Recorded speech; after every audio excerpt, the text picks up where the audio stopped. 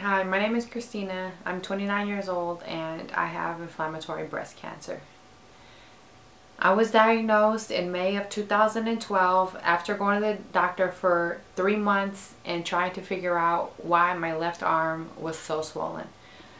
I've been to about 10 doctors and no one can seem to figure it out, and one of them recommended that I go see my gynecologist because at that time I had a form of birth control that's actually implanted in your arm. It's called Implanon. The doctor thought that maybe the Implanon was causing my arm to be swollen.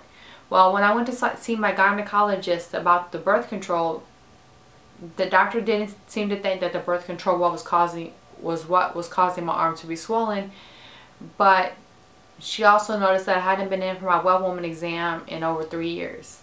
So she insisted that I make that appointment and come back. So I did go ahead and make that appointment, and it was about 2 weeks from the time that I originally saw her.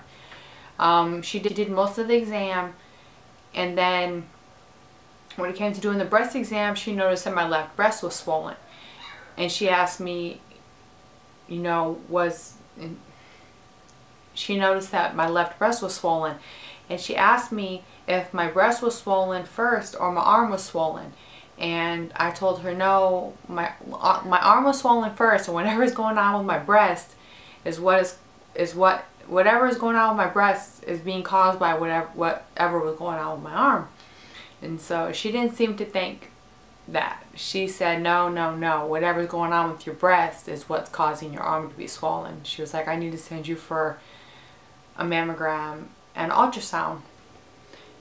So it took a second for that to sink in, but by the time in my car I was in tears. I just couldn't believe that she thought I could have cancer, or that cancer could be causing this. It took a second for that to sink in. And by the time I went down to my car, I just had it in my mind already that I had cancer. So the ultrasound and mammogram were scheduled for the day after Memorial Day that year. And it was a Tuesday. I remember going in and already feeling nervous, feeling that, it was going to be a bad outcome regardless. So I went in, they did the mammogram, everything seemed okay, but after she did the mammogram, she called me in and she told me that they want to go ahead and do ultrasound on both sides. So I thought that was a little funny, but I went ahead and went with it. At the end of the ultrasound, the radiologist came in the room to discuss the results of the ultrasound with me, and she told me that I needed to get a biopsy because she was pretty positive that I had inflammatory breast cancer. So at that point I was just crying hysterically. I just couldn't believe that I was so young. I was 27 and that I was going to have cancer. So after that, everything happened pretty fast.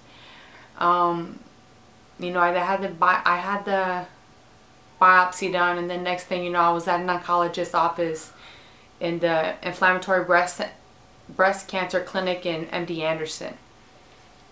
My oncologist went over everything with me. They did a bunch of tests. They did a PET scan, they did a MRI, they did every test that you could think of. And after all of that, my oncologist staged me at stage 3. It was estrogen and progesterone positive and HER2 positive, but he thought that with the right treatment plan, that I was going to be okay, and that at the end of everything that I was going to walk away and be cured. Well, I did 3 months of paclitaxel. Followed by 3 months of FEC with Herceptin. Then I had my surgery December 13th. I had a left modified radical mastectomy. They removed 27 lymph nodes, which all came back positive, but I had clear margins. On January 24th, I started my radiation. I did that for 4 weeks. So when radiation was done, the doctors thought that everything was good, that I was, exactly what they wanted to see. Somebody has chemotherapy, they have their surgery, and then they have their radiation, and then that's it. We're good to go, and, I'm another winner. Well, in 2013, I found a lump, I guess, in my left armpit. and I called my oncologist to let them know what I found. At that point, he scheduled a biopsy, and we found that the cancer was spreading. At that point, we made the decision that I needed to go ahead and change from the daily dose of tamoxifen to something a little bit stronger. They restaged it, and it was only in the lymph nodes in the same area, so it hadn't spread very far. So what we did was he decided to take me off of tamoxifen and put me on Zoladex with the Arimidex and Herceptin.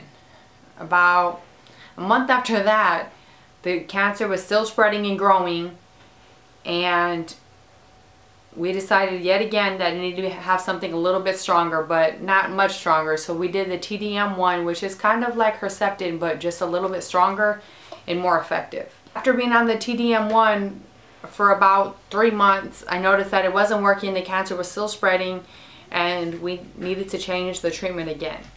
At that point, my doctor decided we wanted to retest it, and just to make sure that it was still HER2 positive and that it hadn't changed. Well, when we got the testing back, my cancer had indeed changed, and it was not HER2 positive anymore. It was a HER2 negative cancer now.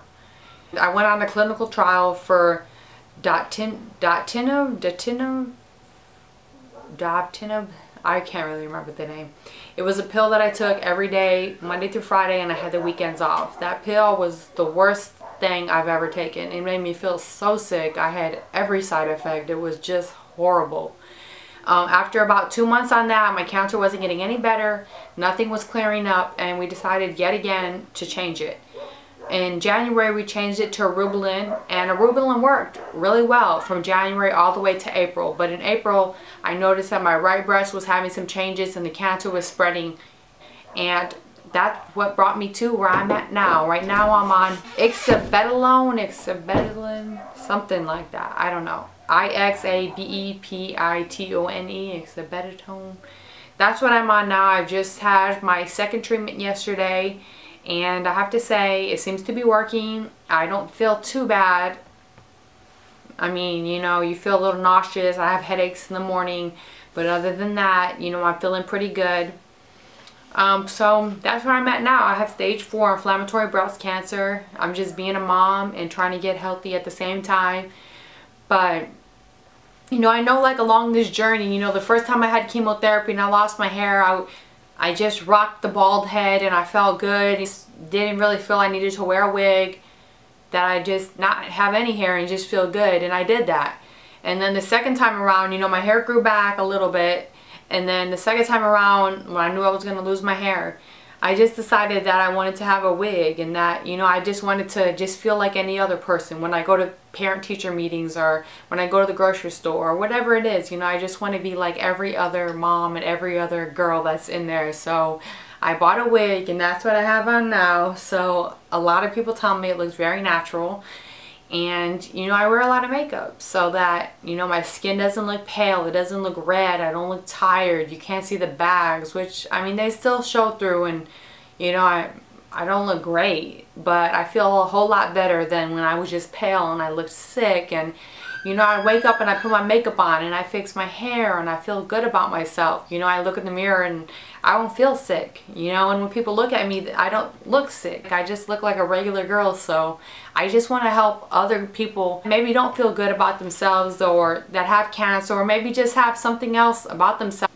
They just, you know, have a different kind of sickness, but it makes them look pale. It makes their bags under their eyes more prominent. And I just want to be here to help you guys, because I learned a lot of tricks along the way. This channel is just going to be to help anybody out there that wants to have help with looking good, feeling better about yourselves. Just whatever I can help you with. If you have questions about inflammatory breast cancer, you know, I'll be willing to help you. If you're newly diagnosed and you have any questions, you know, I'm here. So I guess that's pretty much everything that I want to be able to share with you guys at this moment. So subscribe to my channel, and I want to try to put out a video every week if I can. If I can't, then I can't. But I will definitely try to put out at least one video a week. And that's it. Talk to you guys later. Thanks.